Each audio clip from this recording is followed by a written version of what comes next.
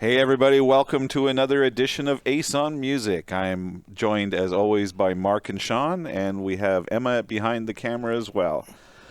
So this week I wanted to talk a little bit about a question that I get asked a lot. Now, almost everybody out there has heard the term band manager or music manager or tour manager and all these sorts of things.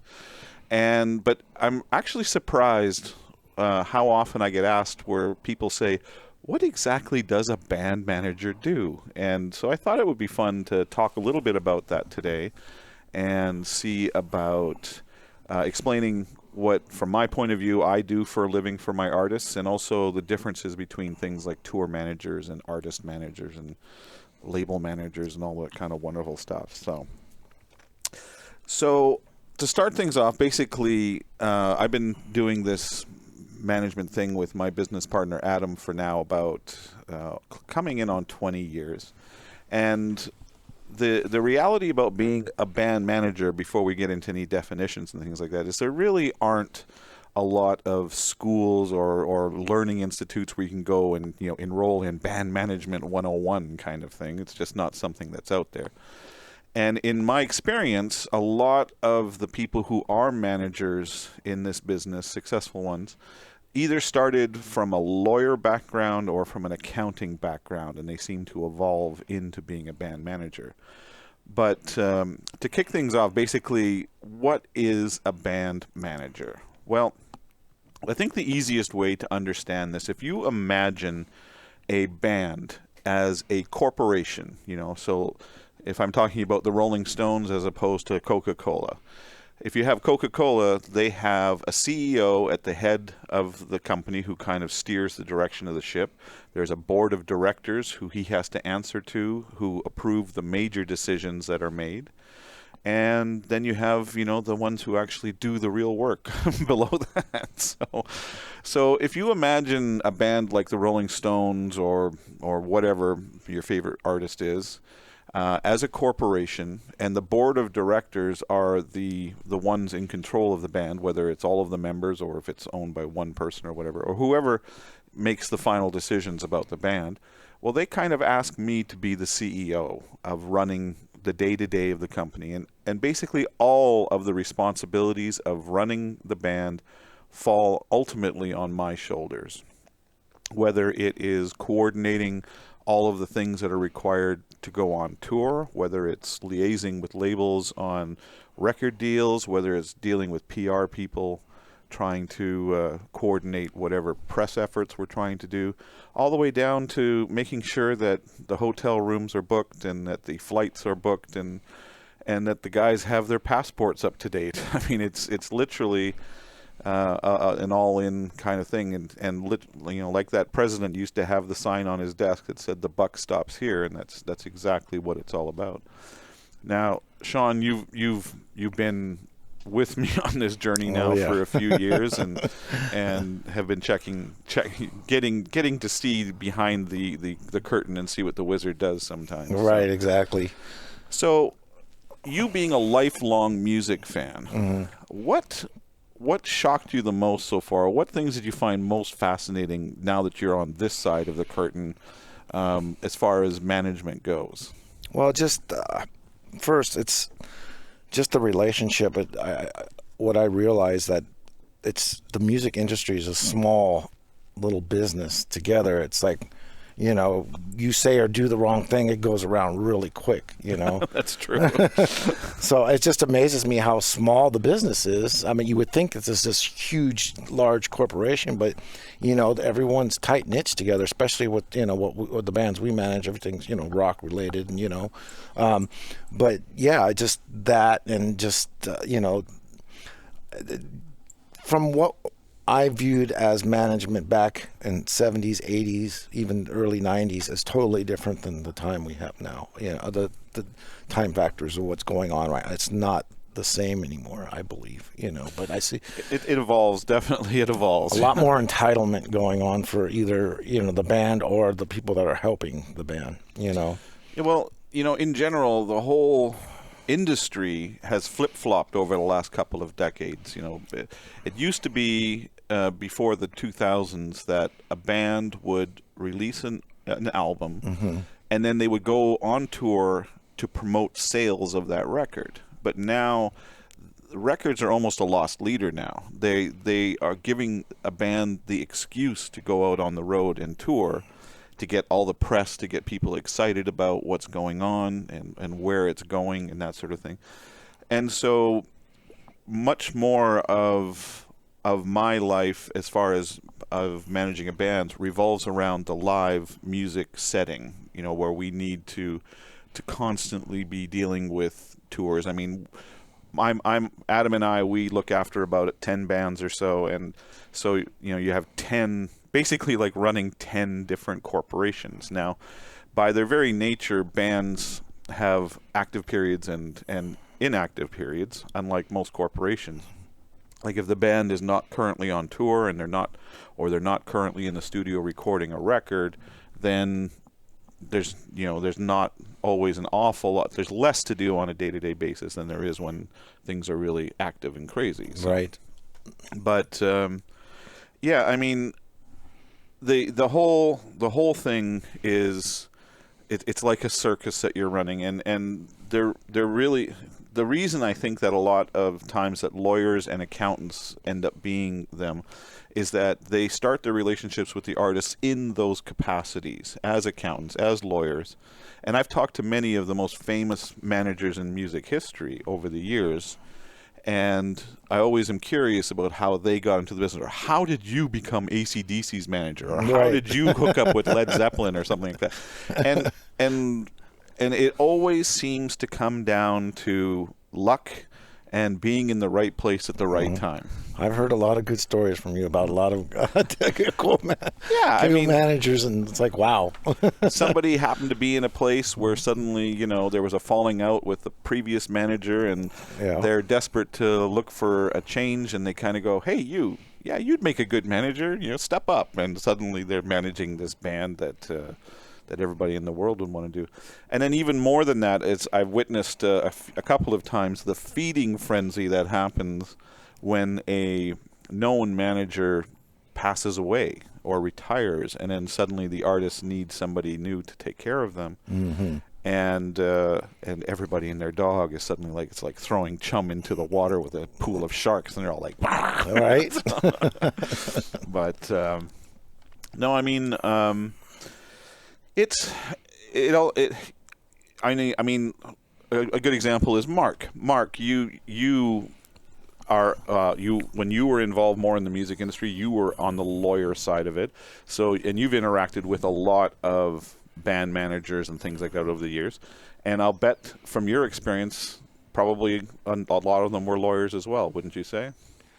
I would. Now, I think lawyers have a unique position when it comes to a lot of acts, which is why a lot of us end up becoming managers. I was fairly unique, of course, because before I became a lawyer, I was already earning album credits and building recording studios and things like that. So my time in the music business predated my law, which made it a perfect fit in some ways. But the artist is alone in a lot of ways. The young artist is alone, and the lawyer is the first real relationship that they build.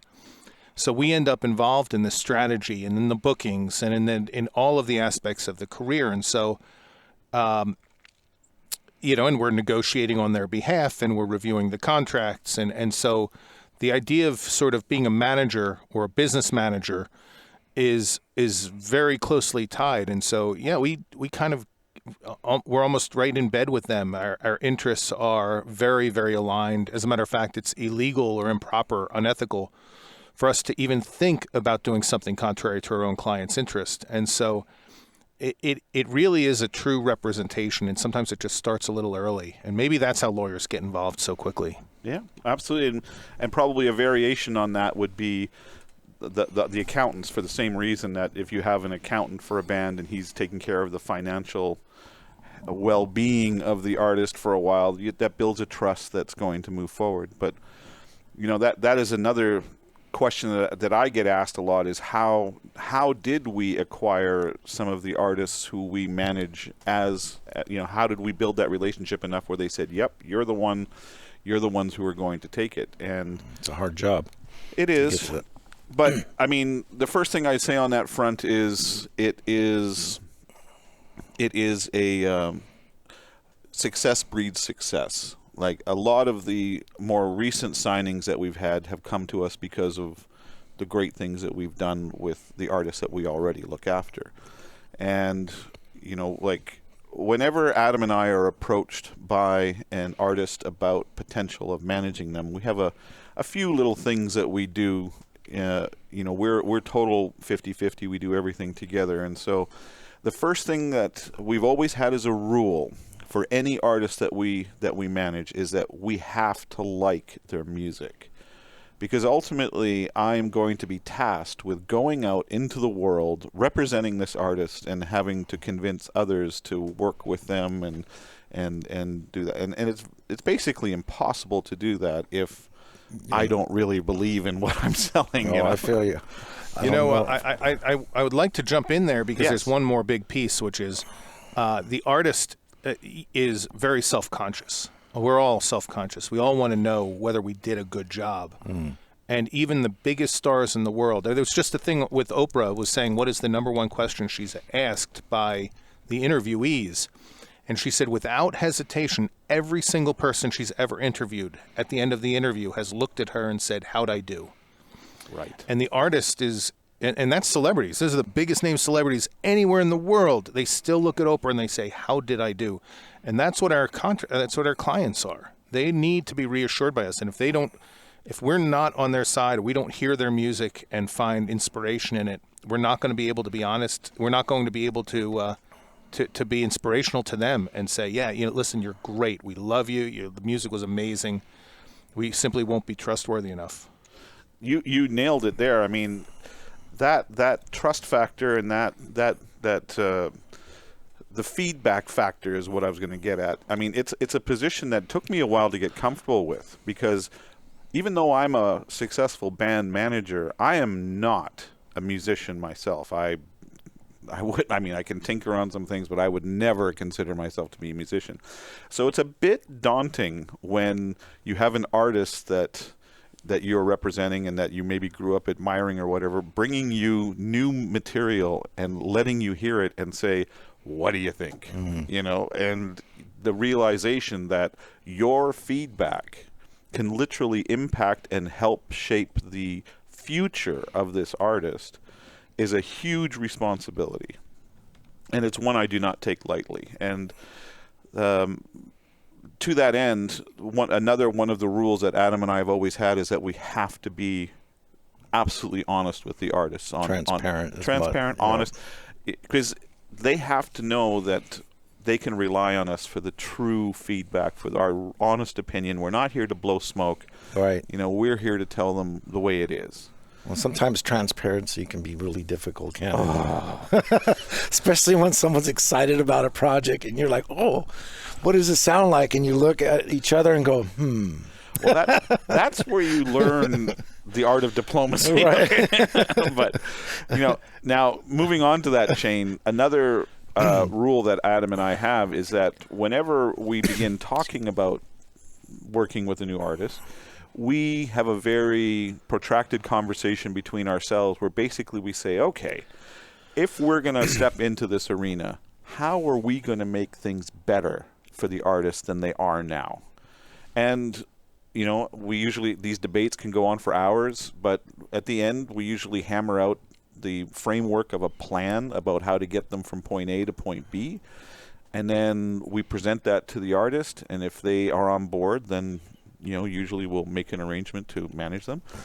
But there have been a few times where we have sat there and debated and try and figure out a plan and then just come to the end of it and we said, we don't see how we can make this better. We don't see how we can make this whole situation better than it is currently. And in fact, we would almost make it worse because suddenly our commissions come into it and we're going to get paid for something that, you know, and we just don't feel comfortable doing that. If we can't make it better, then there might be a manager out there who has a different vision than us that could make it better. I've seen it hands-on. I mean, you know, I've seen you talk to some big artists. I won't mention names, and it's just doesn't, it's not in the ballpark. It's hard because especially earlier on in our when Adam and I started taking on some artists and we started getting some success.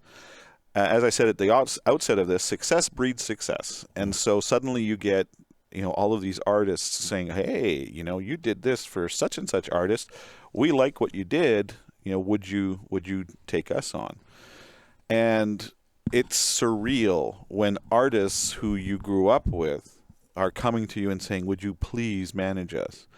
And then Adam and I would have to sit back and have our discussions, and many times we'd have to say, I love this individual's music. It helped. It's this part of the soundtrack of my life, but we just don't know how we could make things better than the situation they're in now. Mm-hmm. And we are not the right people to take them out of where they are.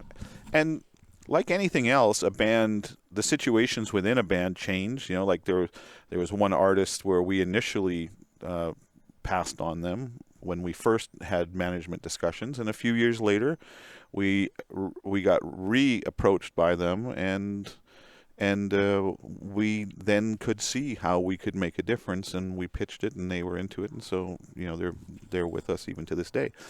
But yeah, I mean, running the show like this, I mean, I acknowledge that Adam and I are a bit out of the norm for band managers, as far as he and I, both of us, like I have a degree in computer science. It doesn't really help with the band management. He doesn't have a degree either. I mean, we were into music from, like, he's been working in music since he was a kid. I started off in journalism and progressed from there, and it was just our total passion for the music, and quite frankly that we had a very similar ideas about how to do things, that has been at the core of our success. So that's in a very large nutshell a bit of what a band manager does. Definitely have passion for music. I mean, there's no question about it. It's not a friendly business, Well, you said it was small, and like almost any other business, it's all about relationships. Right. And so it is a small industry. I mean, that may sound strange to our viewers out there, but the music industry is tiny. Like, I've been in this game now for about over 2 decades, and there aren't many people who I can't get on the phone if I need to. And so that gives you an idea of how small it can be. And the first times I ever got approached by some people who I recognized and they knew who I was, that was kind of a I've arrived moment, Right. We were just talking about that on the way in here, right? Yeah.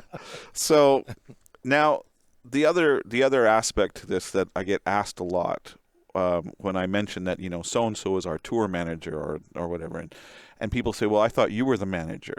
And I said, well, I am the manager, but a tour manager is an entirely different beast.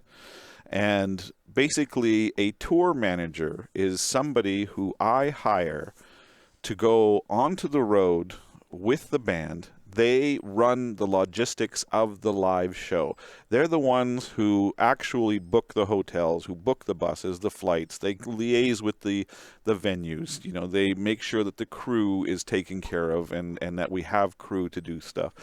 Basically, they're my right-hand person on the road who are going to make the shows happen.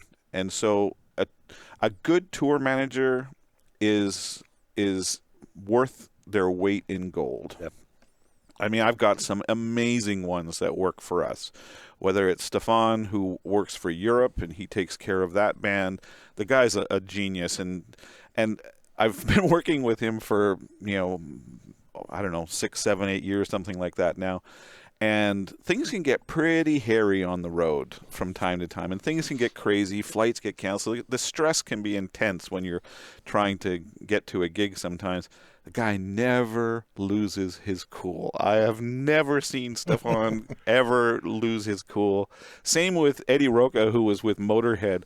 That guy, one of the nicest human beings I've ever met, and the guy I mean, you can imagine the chaos with Motorhead. That guy never lost his cool once. You know, it was like he was just amazing. On Uriah Heep, my right-hand man is a guy named Scampy. That's his road name. Ian Bintliff's his name.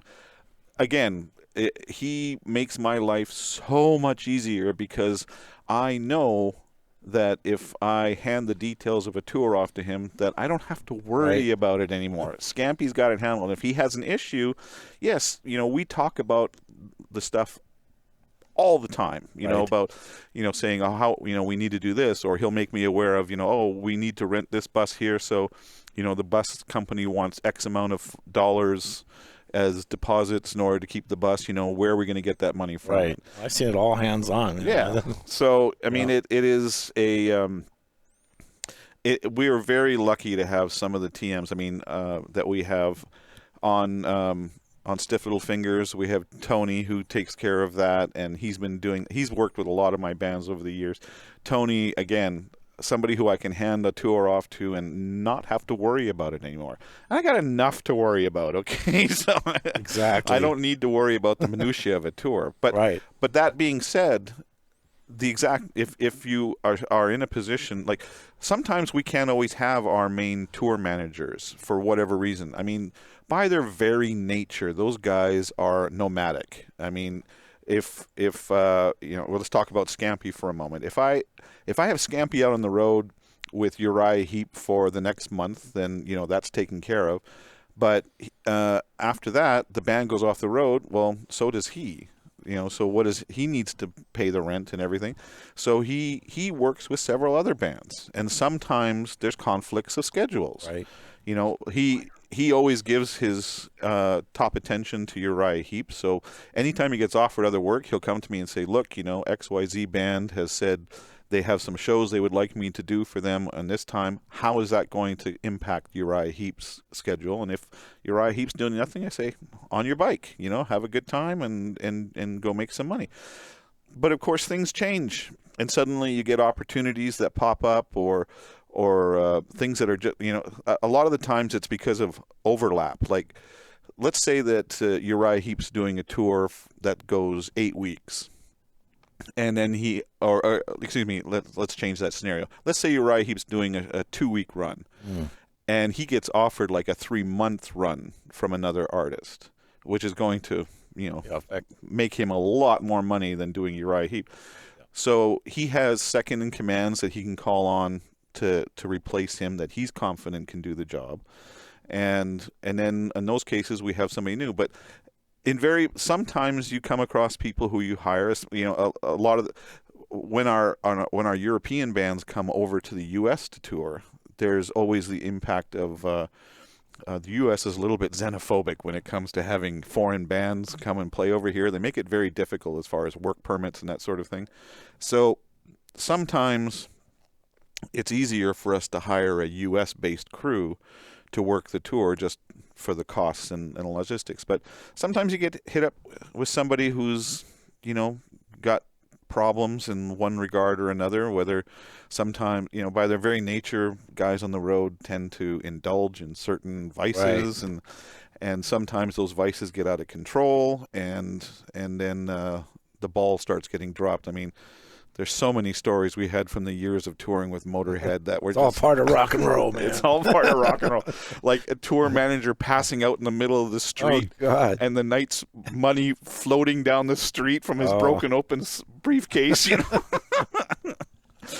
but it can be difficult. But yeah, that's what a tour manager is. Tour manager runs the show on the road, and I run the overall show of running a band. So now I also liaise with all of the other aspects of the band, as you know, and Mark, this is where somebody like you would come in. Every band needs a lawyer. There's always contracts involved. I mean, every show that you play has contracts. Every recording deal you make has contracts. And I'm not arrogant enough to say that I'm not going to that I could catch all the things in a legal brief, because I'm not a trained lawyer. So we have legal people who we call on, and certain ones that that we use more than others, depending on the artist, and then they all have accountants. They all have, almost all of them have labels, and you have to liaise with some of the multiple labels that you're having to coordinate and liaise with. It's a lot. It's all about relationships at the end of the day. I mean, and the wonderful thing, you talk about success breeds success. Those relationships bear fruit for other artists too. Like a good example, if Black Star Riders, one of the artists that we take care of, they're on Nuclear Blast Records. And we, over the last decade or so, we've built a very strong relationship with the people at Nuclear Blast. And so they're one of the labels that we will bring an artist that we have just taken on as a first look. Basically, we'll go to them saying, look, we're working with this artist. This is what they're planning to do. What do you think? And a label will actually sign an artist as much based on the artist as who's managing them, because of the relationship they have and knowing what they can get as far as cooperation and moving this project forward and that sort of thing. So you have been standing there with me for a number of years now. What is some of the things that demystified for you, or things that you kind of went, wow, I didn't realize that goes on? There's a lot of that. Well, I never experienced. But let me say one thing. Being an assistant is like a whole different ballgame. Because I know, like, the way I look at it, there's fundamentals that you taught me a lot about for band managing. You got strategic things that you have to accomplish. So I know that. So I take that list, I know you have to help the guys find a better deal, attract the interest of other labels, scheduling, get publishing deals, sync, talk your band up, and I know those are your jobs. So my job is whatever I can do to relieve that pressure from getting all that done. Excuse me. But yeah, I've seen some crazy stuff, and it's opened my eyes big time to I'll tell you one of the things, and I'm sure that you'll relate to this. One of the things that especially earlier on that was a little bit of a challenge for me was when you start walking in those avenues of band management and having a success, you start encountering people who were your heroes from when you were younger. Suddenly, like, oh, I'm having dinner with Paul Stanley, or why I'm friends with Mick Box. When you tell me, why is Nico McBrain calling me over and giving me noogies right now? But it's surreal, and that you're interacting with these people who have had such an impact on your life, and they're treating you like a peer, right? And that is an interesting thing to do with there. Yeah. So, Mark, in your time working with the artists when you were a lawyer, what were some of the most interesting things that you saw go on? Hey, Mark. I love that look. Oh my gosh. So the lawyer's role is a fascinating one. The most important thing I have is a piece of letterhead. I'm walking credibility. When a contract comes up and the artist is sending it to a non-lawyer manager or a friend or a father or something like that, the other side automatically knows that this person is not there yet. They're up and coming, maybe. They certainly don't have the resources to do the job right, and they don't have the resources to fight it if something were to go wrong. So the number one role that I would play is walking credibility. If there's a lawyer, then the other side can't mess around. And no matter how good I am or whether I even do anything, sometimes it's just writing the letter or being the one that answers the phone. But I was very blessed. I mean, my role, I worked with a number of different artists, and each artist was completely different. Some of them required extensive hand-holding. Others were all business. And I've worked with, I've spoken about this on other episodes, Ace. about the fact that the music business is a business, and many of the best artists are simply the best business people. Yes. And I've had those clients as well, and I've been very blessed to be around amazingly smart artists, and on occasion amazingly stupid ones. And I've sat in the back of the bus after big concerts and watched what goes on. I've seen bands fly in companions for the night, and I know you guys have too, because that's part of the business. We've seen what the music business is, and the allure for people who just want to be on the bus. And the thing about it for anyone who's watching is that being on the bus is cool. It is unbelievably cool. It is. And whether you're there for an illicit purpose or not, the energy that's there. And I've also toured with bands very late in their career. You know, my time with Meatloaf, for instance, very, very late in the career. And I wasn't really on the bus. I was on the other bus. But, you know, where the bus is tired, you know, people have done it for 50 years, it seems. But there's an energy out there and an excitement, and I, you know, just to be around it is a blessing. And I know I may not have answered your question completely, Ace, but No, I you think did. that's kind of my thought. Well, you really touched on something that I want to emphasize as the major focus of everything that is being done here, whether it's the artist, the manager, the tour managers, the lawyers, whoever. The ultimate end goal here is to make the fan happy. Obviously, we're delivering a product to the fan. We want them to have an experience with the artists that they adore. And so everything that we do goes through a filter of how is this going to affect the fans. It can be something as minor as, you know, do we charge $25 for a ticket or $30 for a ticket? Or do we, you know, play this size venue or that size venue? I mean, there's so many things, but it's ultimately down to what is best for the fans.